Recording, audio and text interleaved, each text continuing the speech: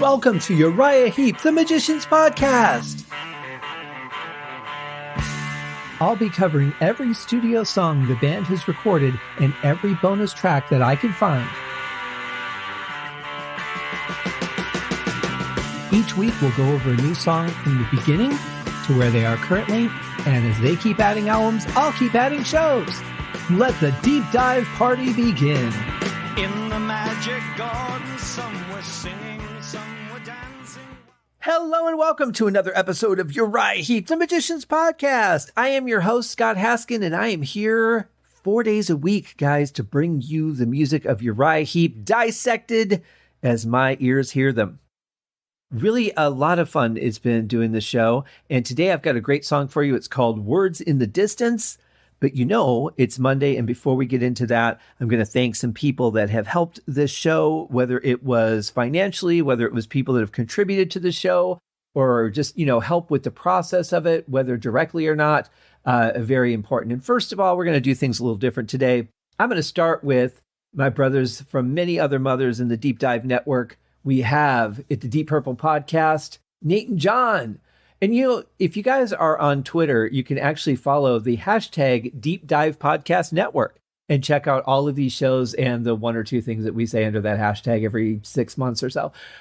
Over at Skinnered Reconsidered, we have The Simple Man.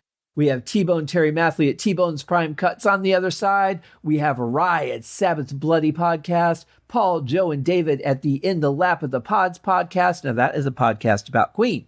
We have Andy and Matt at Hawk Binge, which is a Hawkwind podcast. We have Eric and Jonathan at Maiden A to Z Pod. And if you didn't guess, it's Iron Maiden. We have Daniel and Josh over at the Diary of the Madmen, the Ultimate Aussie podcast. We have Ben and Sam at Universally Speaking, the Red Hot Chili Peppers podcast. And last but not least, George and Tom at the Metal Gods podcast, which is a podcast about Judas Priest. And the last time I saw Uriah Heep, they were opening for Judas Priest. So there you go. Little bit of connection there. Now, of course, I would be remiss if I didn't mention a couple other people. My buddy Brandon over at Metallicast, and Allegra at GottaHear'Em.com, and Ace on Music on Stitcher and YouTube. All great things. Check them all out, people. Now, of course, you guys have heard him on the show, even just on this season. My buddy Dave, the social media director of Uriah Heep, who shares the posts on Facebook. He does the website. He shares the Twitter posts. He's all over it. And, with a new album on the way, I'm sure there's going to be a lot of work coming up for that position, because he's got to maintain the website. He's got to do all the new, albums. I'm sure there'll be more merch coming out related to the album. So he's got his work cut out for him whenever that album is getting ready to come out. Also, my graphic artist, Scott Lazinski, who did the logos for the show, an excellent job, to say the least. And, of course, my friends over at Audionamics, who I will not do a podcast without Instant Dialogue Cleaner, which is a fantastic program that shaves hours of work off of what I had to do on my podcast before Instant Dialogue Cleaner came out, and I discovered it. Well, I didn't discover it, but I came across it. And, very great stuff.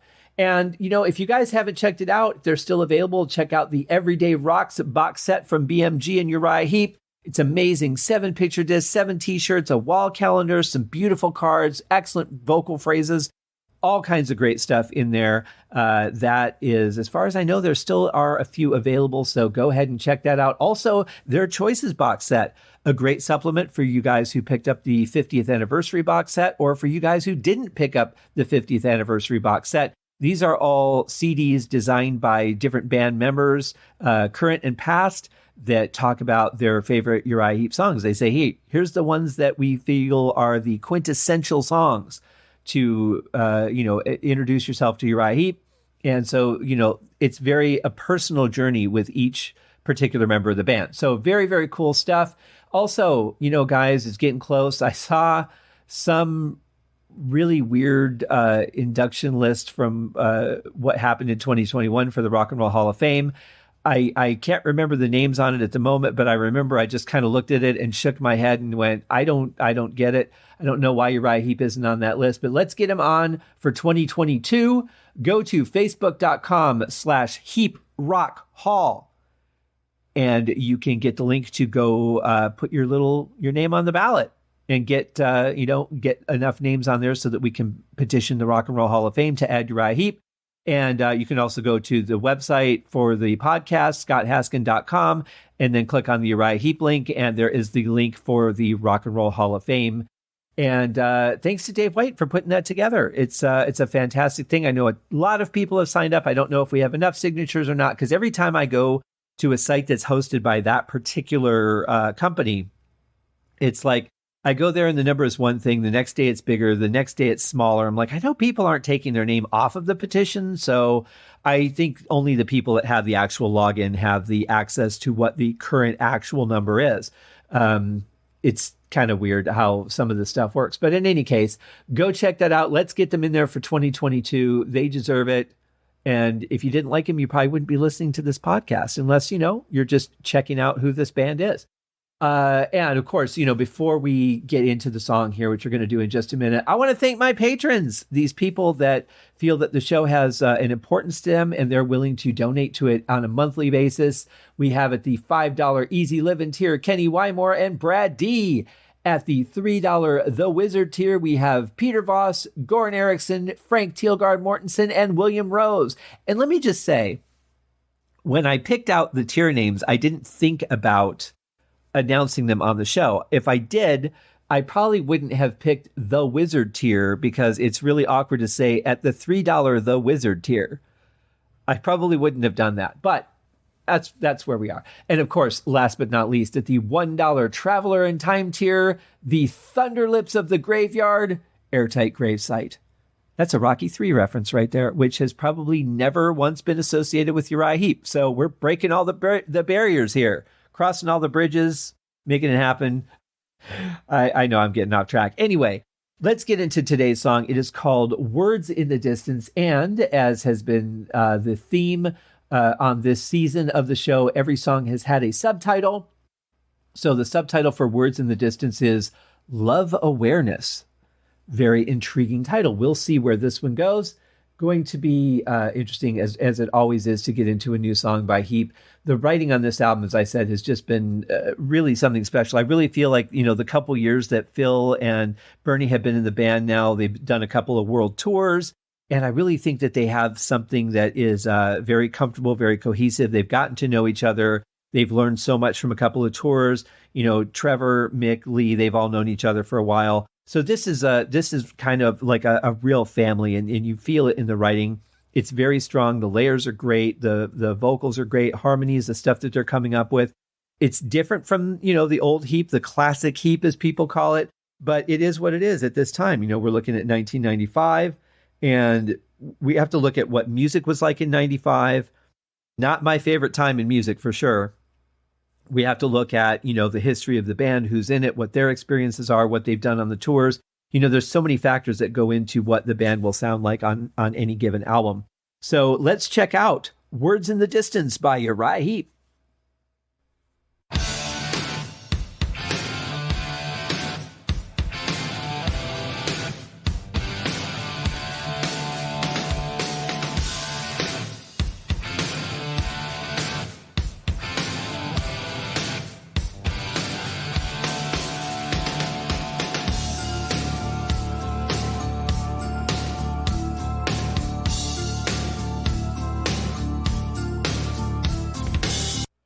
I really like this opening. I like that it has the two different facets to it before the vocals are likely to come in here in a second.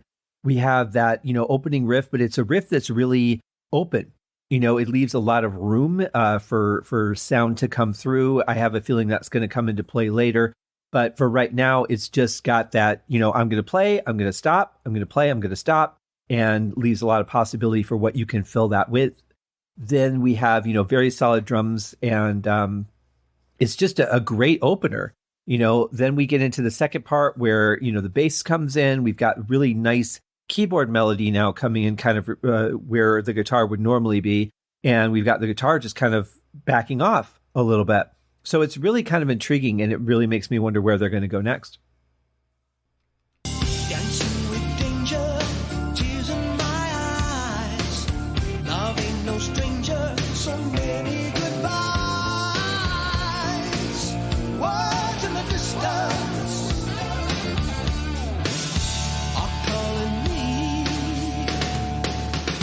There's some really nice production stuff in here. We've got that last minute delay on Bernie's voice. We got a little fill in for Mick, and then, kind of an unexpected couple of measures in a transition. There's really a lot going on here, and it all happens within just a few seconds, but it really keeps the song, interesting. It keeps a little break from that verse. But I love the changes. They're coming fast here, and it's really interesting. Bernie sounds fantastic, of course. So, yeah. Just when I thought I could make a new start, here comes another fire burning in my heart. Words in the distance are calling me, and to get to heaven, you gotta go through hell. I kept my heart on the wishing well. I was thinking the other day just how much ride cymbal Lee Kerslake actually plays on this album. It's like he plays as much on this album as he has the entire time he's been in Uriah Heep. There's a lot of ride cymbal, but it's played very well. That bell cuts through really nicely. I especially like the level of the bell at this part. It really works well with the kick. His timing is absolutely perfect, as you would expect. But it sounds really good. Great vocals here. Great change. I like those little sounds that Mick was making there during that last part of the verse. So he, is filling in some nice colors there, keeping the song interesting. And I love that they're not just doing, here's how the verse goes, here's the bridge, here's how the chorus goes. I mean, they're making everything interesting and exciting and dramatic. You know that I'm crazy, I'm just a fool to say I love you. You know that I'm crazy, just a fool to say I love you. Well, we got some killer work from Trevor Boulder on bass here. A lot of meandering, but some really great notes. I love the sound of his bass too. The sound that he's getting in the recording. It really makes those brighter notes shine through a little bit more. But yeah, he's definitely keeping very busy on the bass. But you'll also notice that Mick has backed off on guitar too. He's giving that open space for Trevor to come in and play something interesting and be heard. And I like that. It's kind of like, in jazz. And I think about on my other show when I interviewed Tyler Williams, and he's a bass player, and Greg German, who's a drummer, and thinking about my talks with them about how jazz is very respectful musician wise. When you're playing live and there's a lot of improv, you have those moments where, okay, I'm the piano player, I'll take the first solo, and then I'll back everybody else when they play. And the bass player who might get the second solo will say, all right, I'll back the piano player, and then it'll be my turn, and then I'll back everyone else.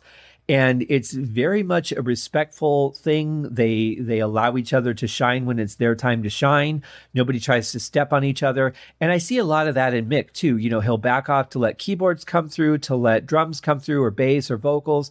And, typically the guitar player in a rock band is very dominant, but Mick he knows how to play for the song. My senses burning from the heat of your skin. Deeper than deep, I feel you moving in. Oh, words in the distance are calling me. And to get to heaven, you gotta go through hell. I cut my heart on the wishing well. You know that I'm crazy, I'm just a fool to say I love you. Well, There's so much going on. I don't even know what to tell you guys to focus on. I would say listen to that part a few different times, try and focus on each instrument, on a different pass of it. But I love the vocals. I love the backing vocals. I love that long hanging note and dropping down late in that. That was really cool. Bass is back to really being aggressive and wandering around the fretboard. It just overall, the whole sound of this is really, really hitting everything for me. you know that I'm crazy, just a fool to say I love you. I love you.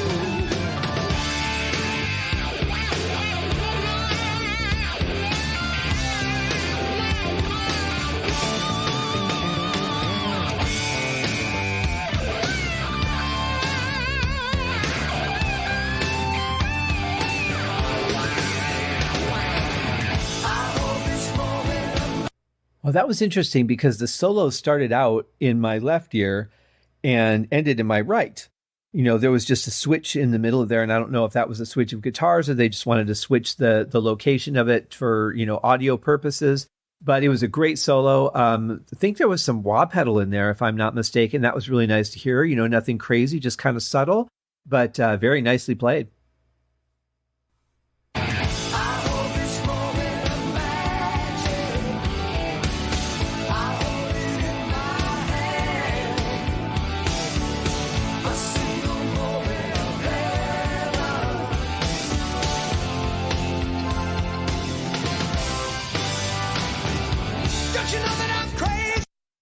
Now, it's really interesting in that last section how the bass drum sounded so much weaker all of a sudden. Like, through this song, it pushes through pretty hard. It's got a nice punch to it. But all of a sudden in that last section, the bass drum just didn't really feel like it was hitting my chest as much. And we're going to talk about this a little bit more, as we go down the line. But a lot of this just has to do with the frequencies and frequencies that are pushing for position in that same space to be heard. And one of them is going to override the other one. I'm not sure exactly which frequency would be in contrast with the bass drum. But in any case, it did feel a little bit less punchy. And now that we're coming back out of that part, it feels very much back in my chest again, which I really like.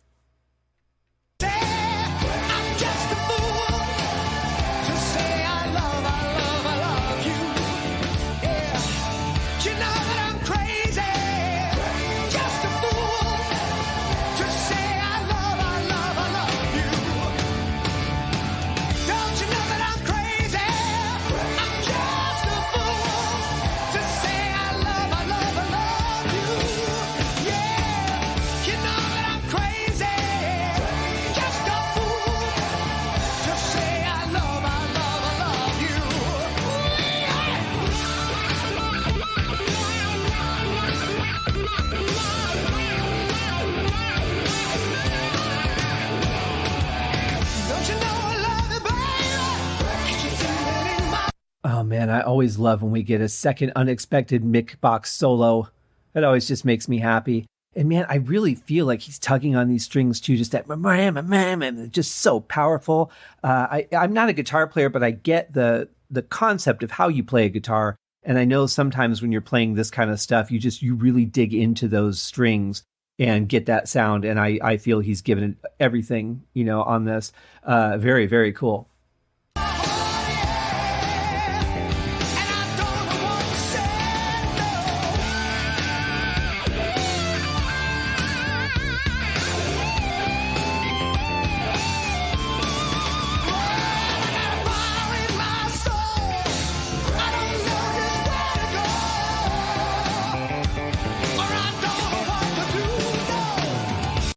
I talked in the beginning about how Mick leaves a lot of space in this opening riff, and, you could fill it with a lot of things. And that's exactly what we're hearing here. He's making his presence known. He's keeping the song anchored to the foundation it should be.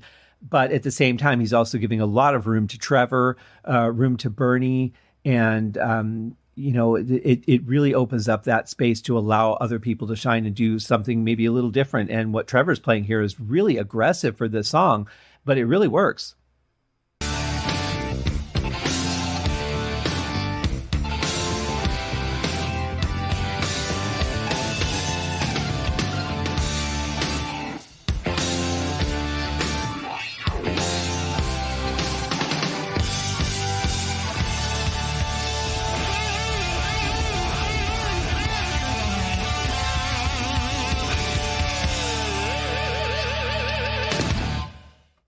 Really nice to hear Phil Lanzon coming through at the end on keyboards there. And if you guys didn't check out my interview that I did with him recently, check it out. It's on YouTube. It's on the same podcast player that you're listening on, but under my other show, the Haskincast podcast, and had a great time talking to Phil. That was the first time that we've interacted. And what an enjoyable guy. I'm really jealous of that, being able to stare out of his composing window and just look at the sea. I mean, what a dream that is, right? Well deserved, though, for sure. But yeah, this is such a good song. What's interesting, too, is some of these songs that have just had quick endings on this album, they've really had like no reverb trails. nothing to give it that life. It's just as soon as the song is over, they want it to be over.